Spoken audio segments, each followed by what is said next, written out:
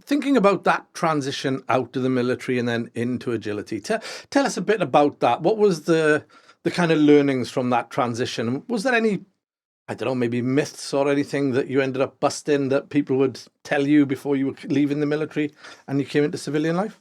Yeah, I think first of all, I think it's really important to note that leaving the military is difficult, Yeah. regardless of whether you've served a full career, 22, 23 years, or whether you've served for 2 or 3 years. That transition of moving from the military into industry, into whatever industry that is difficult. It's a challenge. The military isn't a job. It's very much a way of life. It's a bit of a calling. You live with the people you're working with. You deploy all over the world, and it's a very different challenge to then coming out of that and just getting what you'd call as a job.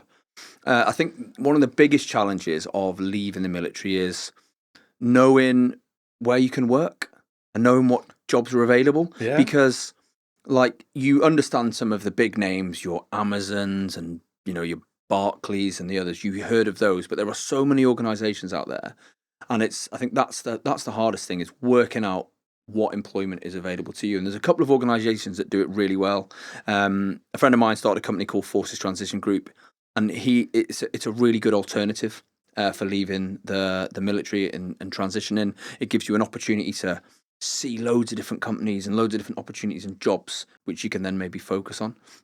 So I think that's the hardest thing, is working out what that looks like.